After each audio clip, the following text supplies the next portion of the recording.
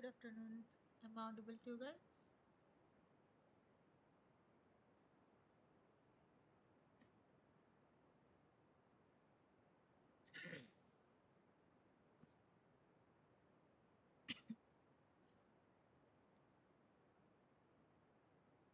Am I audible?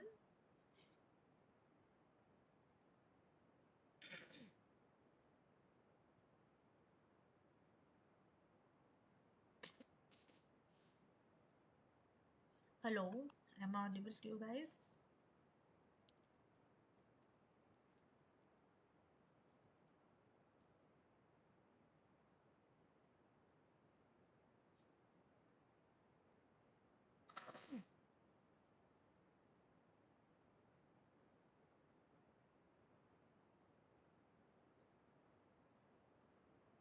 Hello. Hello. Hello. Am I audible? Yes, ma'am. Okay. Yeah, you need to respond. Otherwise, I don't know. Ma'am, but your voice is low. Am I audible now? A bit better. Yes, ma'am. Yes, ma'am. Better.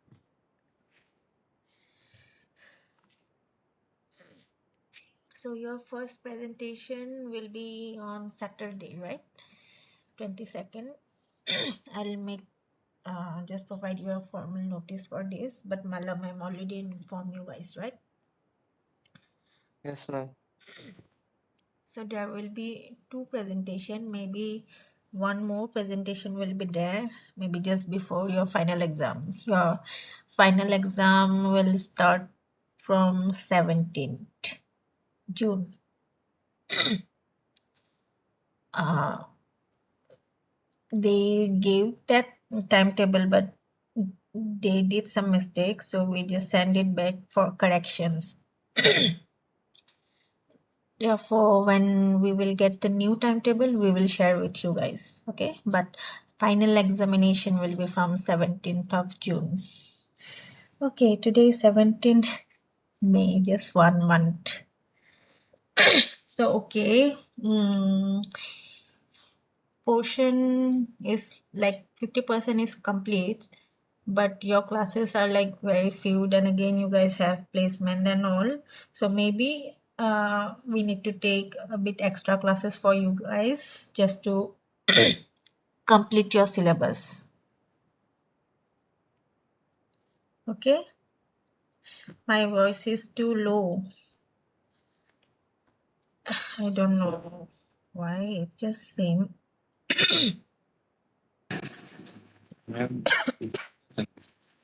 Hmm, it's okay. My vaccine low আছে মাজতে যদি গা বেয়া হৈ stop কৰাই দিম. Anyway, so Ma'am, you should take rest, ma'am. yeah, it's fine. I'll just do your class then. Okay, let me share my screen first.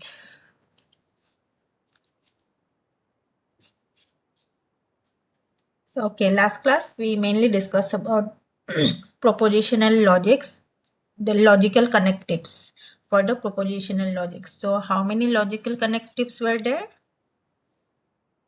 Can you name?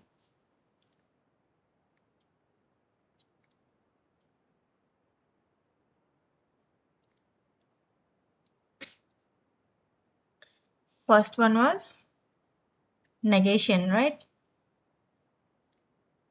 And negation, you can represent either this symbol or this symbol, like P, okay, or negation of P. P is your statement or propositional logic. Second one was your conjunction, which is basically your AND operation, which is equivalent to your AND operation, and you can represent conjunction with this symbol. So your logic will be like P and Q. Okay, like it is raining and the outside is wet, so you can represent like this. Third one was disjunction.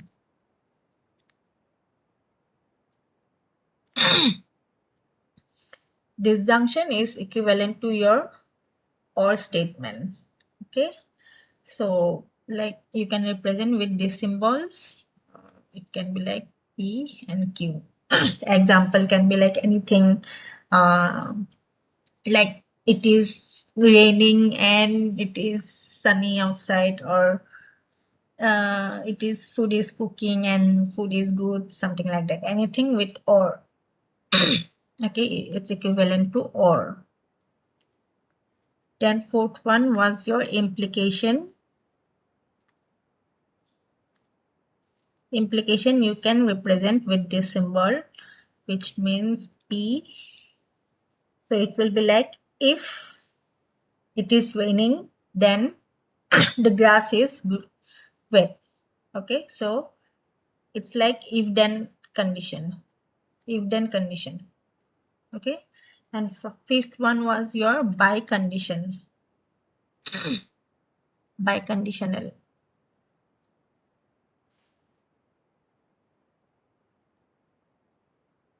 So you can represent with this symbol.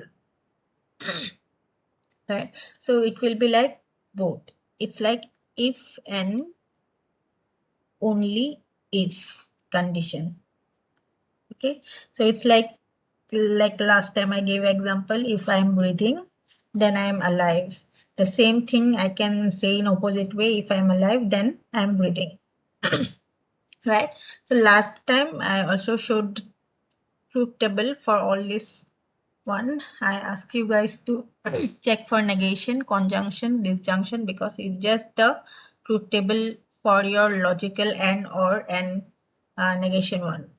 I just gave you the truth table for implication and biconditional, right? Apart from this, these logical connectives had some properties, and properties were like the basic mathematical properties that holds for all logical uh, operators.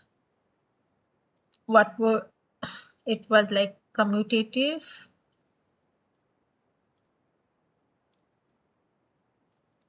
second was your associativity rule,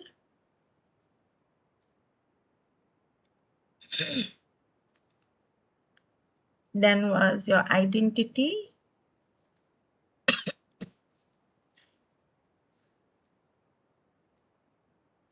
distributive,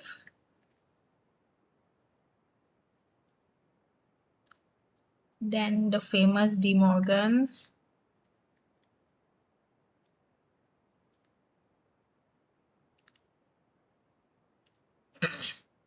and last one was your double negation.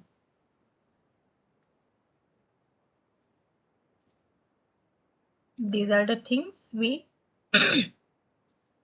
covered in last class, and I also like mentioned the limitations of propositional logic. What was the limitation?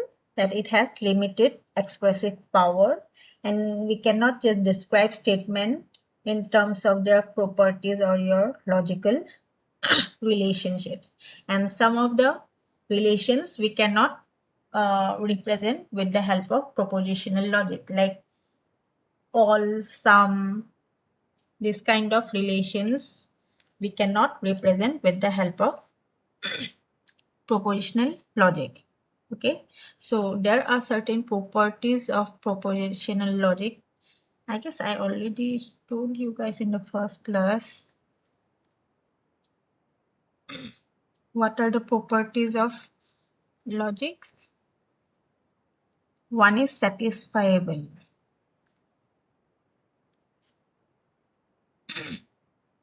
So your atomic propositional formula is satisfiable if there is an interpretation which is true. So this is only for your true atomic propositional logic.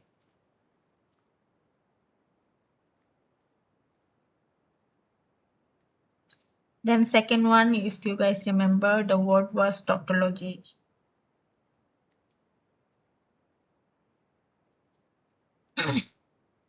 So tautology is another term, is the valid one, valid sentence, and it is true for all. Tautology means when your logic is always true, then it is tautology, or you can say it's valid. Fourth one is contradiction.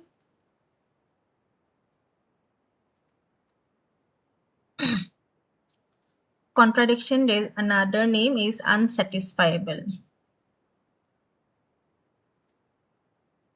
Contradiction means when your logic is always false, then it is a contradiction.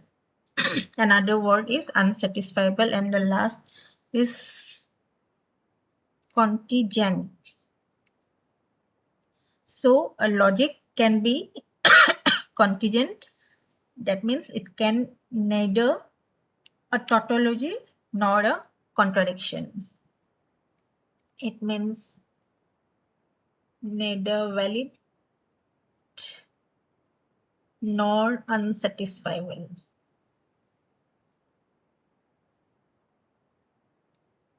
Or another word can be neither tautology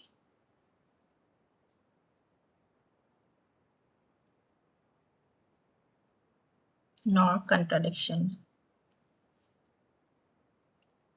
Okay, these are the basic rules. So next we will see the inference rule for this propositional logic. Just write the properties first.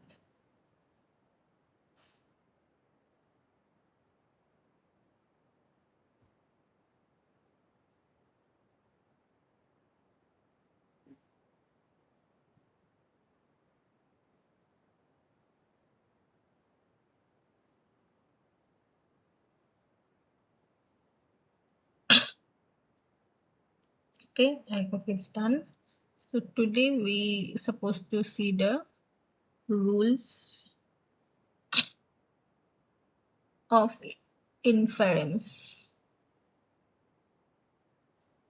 or your propositional logic. So what is inference rule?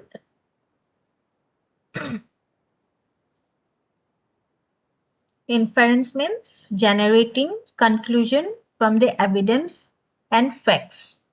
Okay, inference means whatever knowledge we have, so it will just generate the conclusion from whatever facts we have and the evidence we have stored in the knowledge base. So there are certain rules, and those rules are: first, same implication. So it is one of the logical connectives too, which will just generate it as P implication Q. It is, that means implication is both an implication, logical connectives, and the rule of inference. Okay. Second one is your converse. It is like your inverse implication, or you can say converse implication.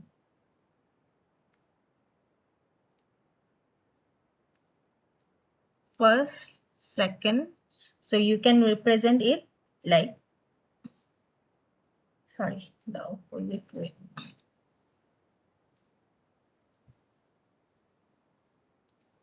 So in normal implication, it's from P from Q.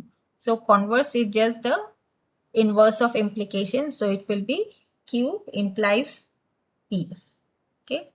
Then third one is your contraposition.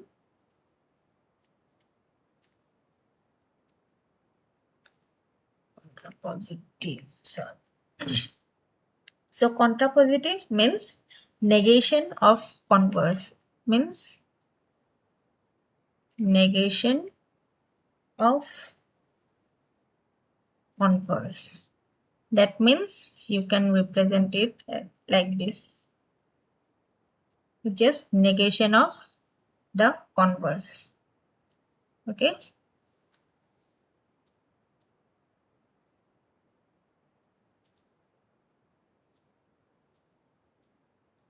And fourth one is inverse.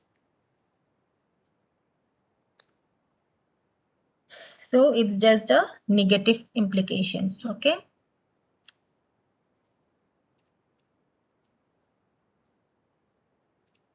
Implication.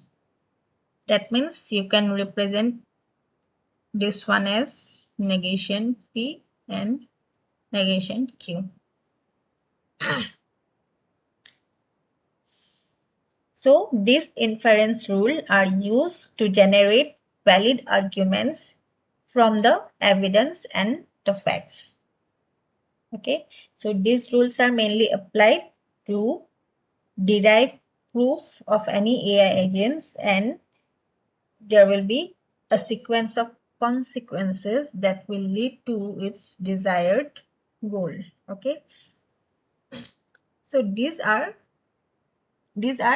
mainly these are not directly rules. It's more like properties or the basic terminologies. Okay, so we can identify inference rule in certain types. Okay, so let's see the types of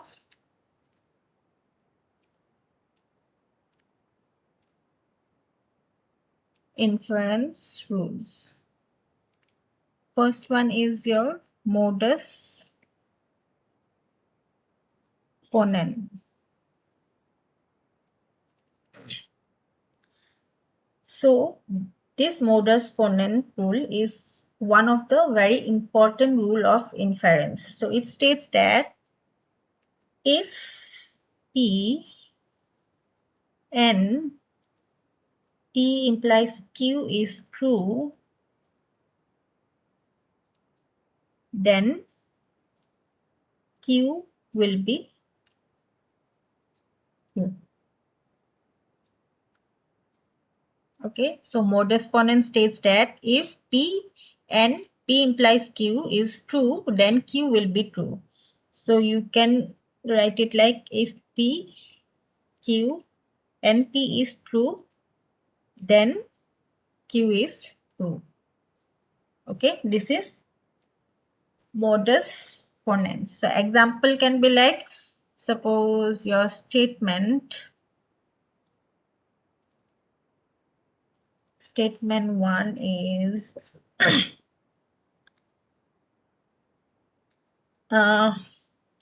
if I am sleepy, then I go to bed. Okay, so this is a implication. So I can state that this whole thing is your P inference or implies Q. Statement 1. Then second statement we have is I go to bed. Okay, so this is equivalent to your Q. Okay, so this is your basically P part and this is your Q part. So if both these statements are true, then we can say that Q will be true. That means I'm sleepy will be true. Okay,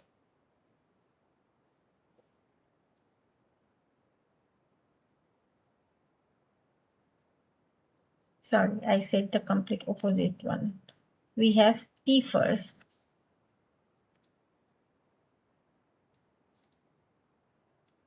I am sleepy. This is your P. Okay, we have both P implies Qs and PU. So conclusion I can say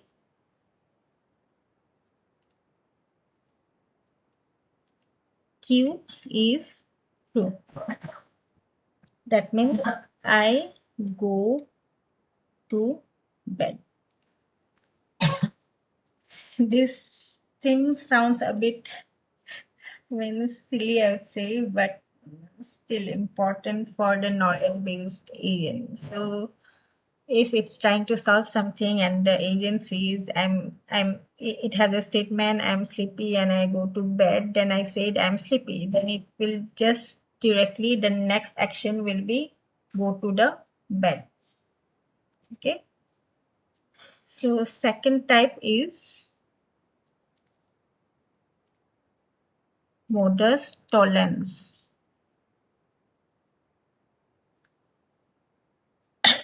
So this rule says if P implies Q is true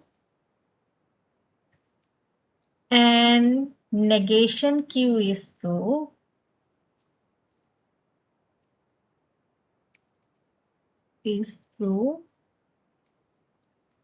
then negation P will be true.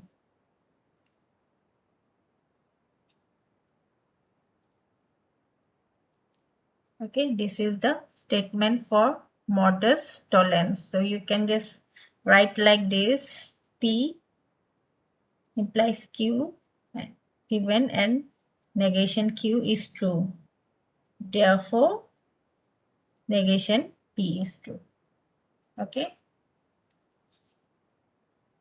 So you can represent like this, the notation.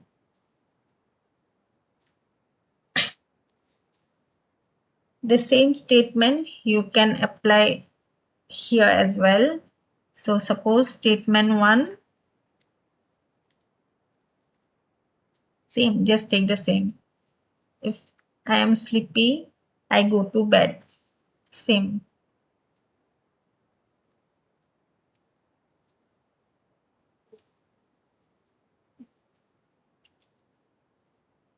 This is our P implication Q. Second statement I have is I do not go to bed.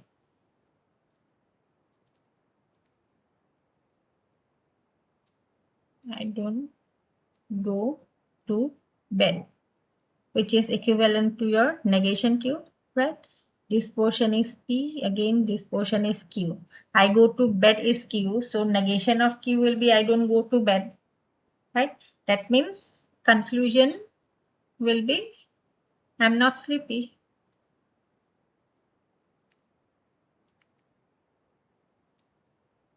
I'm not sleepy, which is equivalent to your negation P. It's easy, right? Just that need to remember the names modus ponens and modus tollens. Then third one is hypothetical syllogism.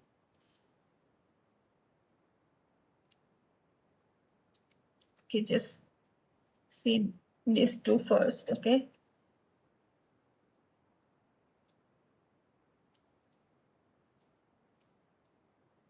Ponens. P implies Q and P true, therefore Q true. And for tolerance, P implies Q true and negation Q true, therefore negation P true. Okay. So next comes hypothetical syllogism. It states that it's like our that A equal to B, B equal to C, so A equal to C. So this is just the same. Okay. So if P implies R true whenever P implies Q is true and Q implies R is true. Okay. So if both these two things are true, then we can say P implies R is also true. This is hypothetical syllogism. So example you can say like if you have my home key, then you can unlock my home.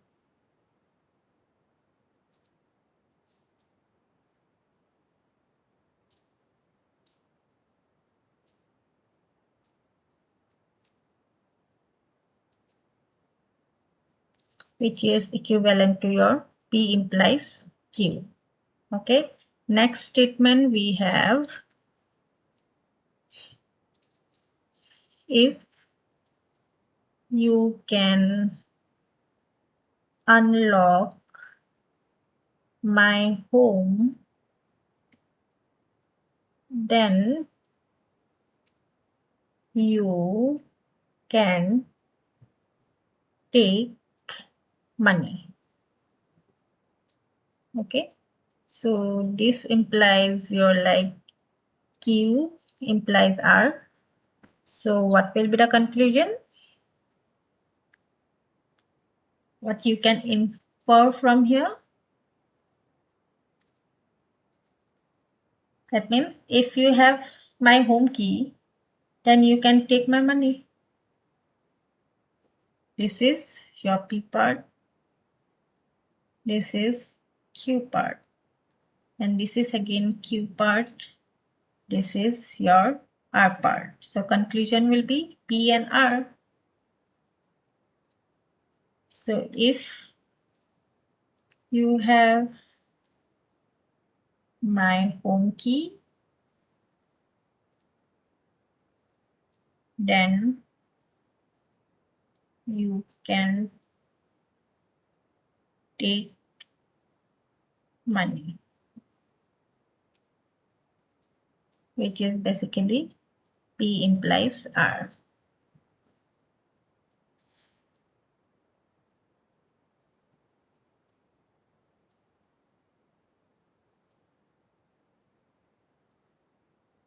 Okay.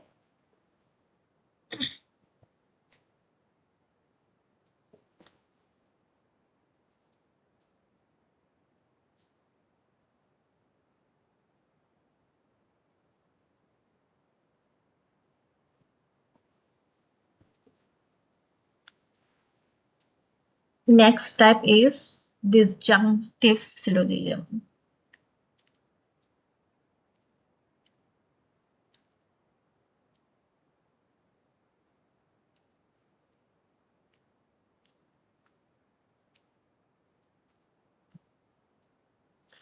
So disjunctive syllogism will just tell you that if P disjunction Q is true and your negation P is true,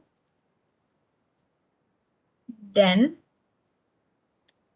Q will be true.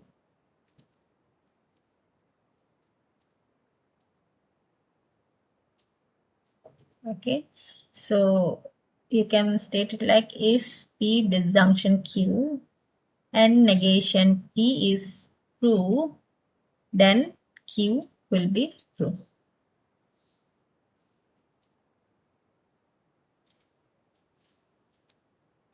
So statement example can be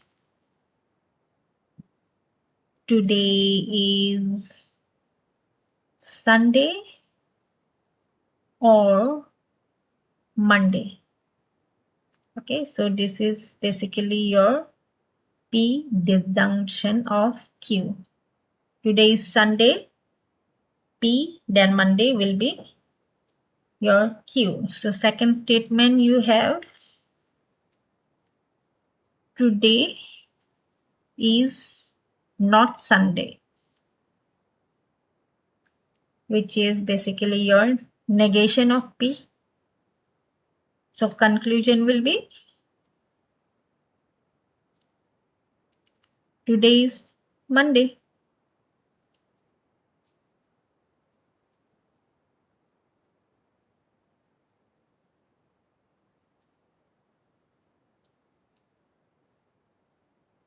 which is your Q.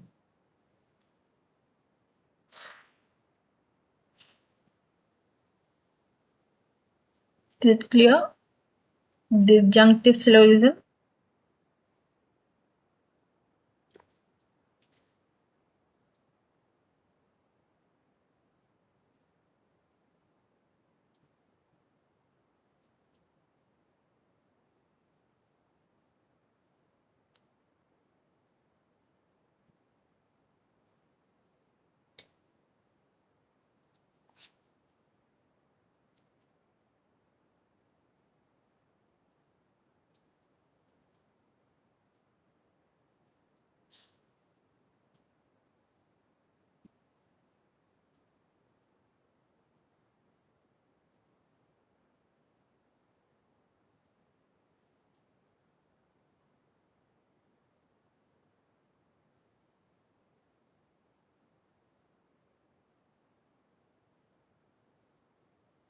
Just wait.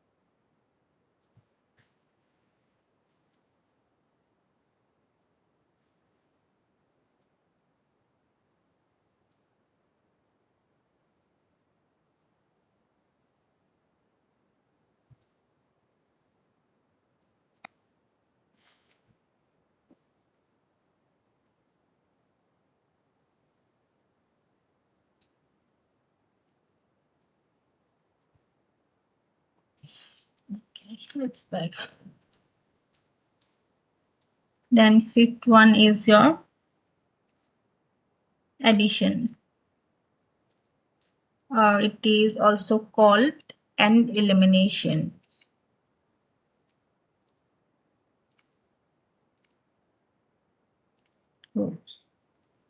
So it says that you can also say conjunctive.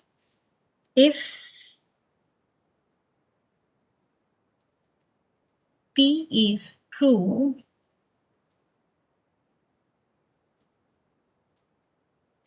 then P, the junction of Q,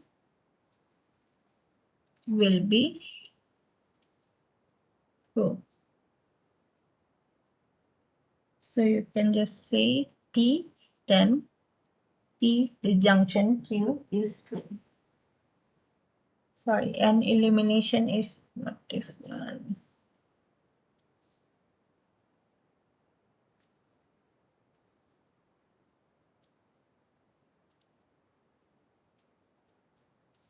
For this one, example is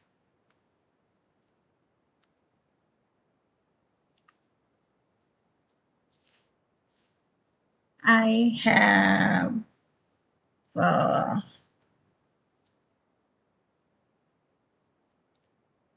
red pen, which is your P. Then second statement I have blue pen.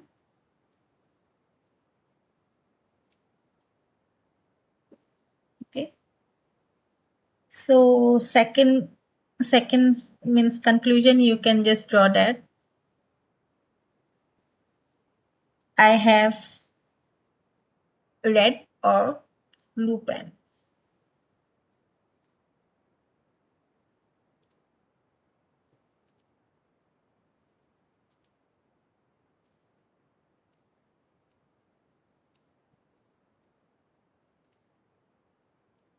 Which is P disjunction Q.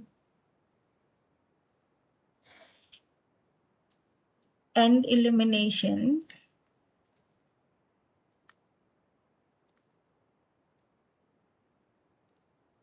or your conjunctive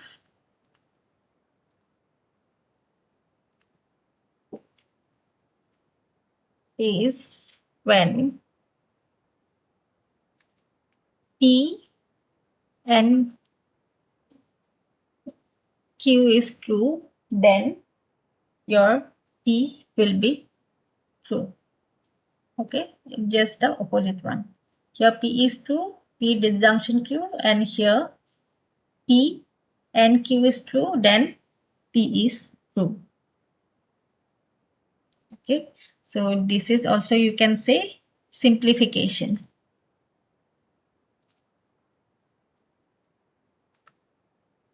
Another name is simplification. The very simple one. If P and Q is true, then P is true. And vice versa. So for the simplification term, you can write both ways. You can either write if P and Q is true, then Q is true, or if P and Q is true, then P is true. Okay, both are valid for simplification or an elimination.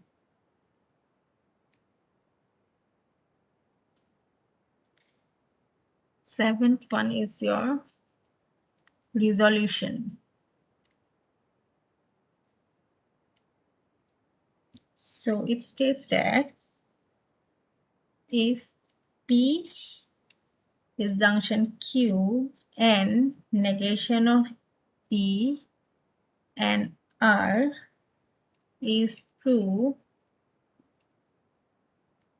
then Q disjunction R will be true.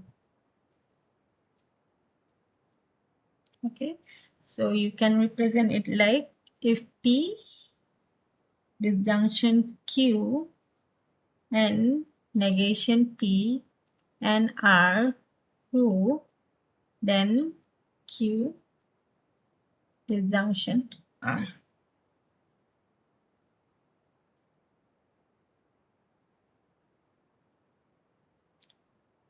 Okay, so these are the 7 types of inference rules.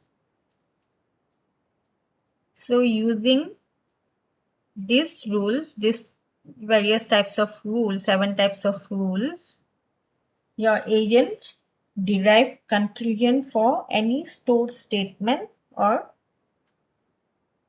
facts. Modus ponens, modus tollens, hypothetical syllogism,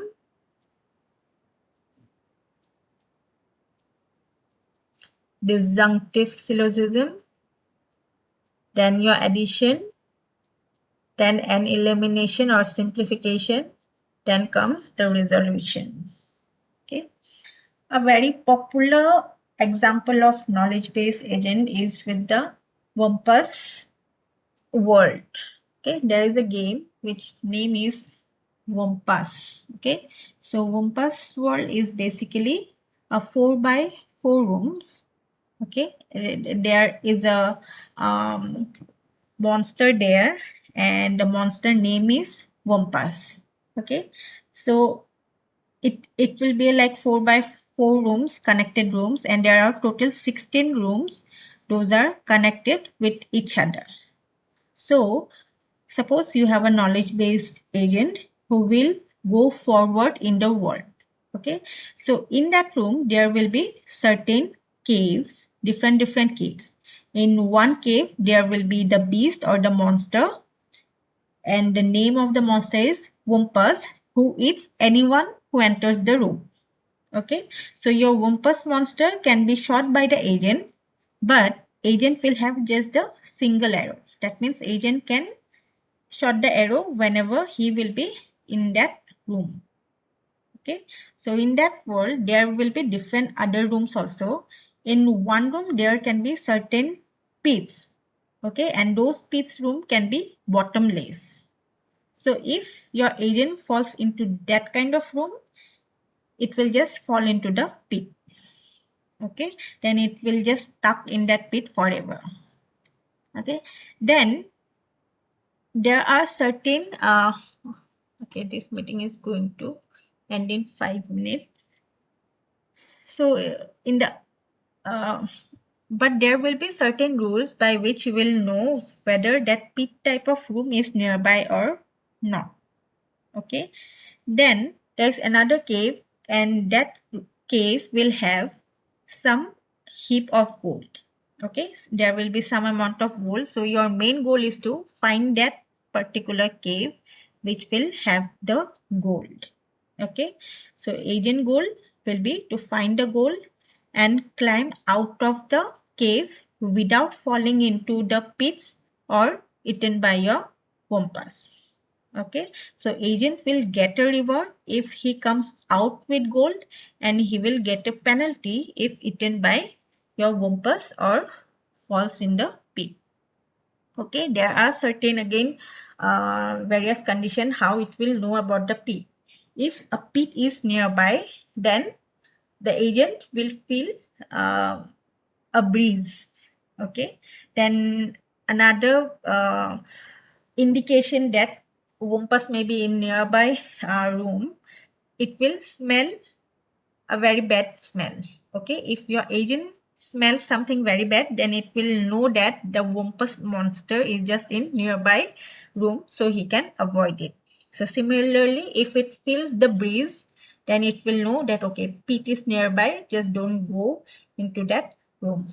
Okay, then again, for the gold room where it will have the gold, that gold room will have both that bad smell and the breeze. Okay, so based on this type of conditions, it will find the gold. Okay, I'll just end the meeting here. Tomorrow we will discuss about the Compass world. Okay, so just switch on your videos for a while.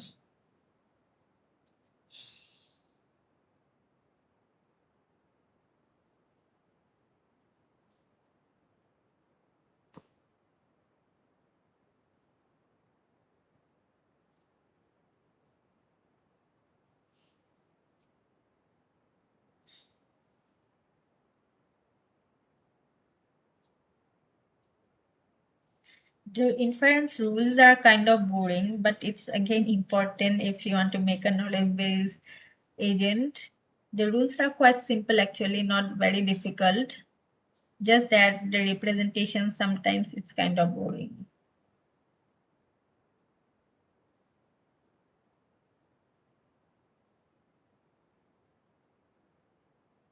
Aman Zahid.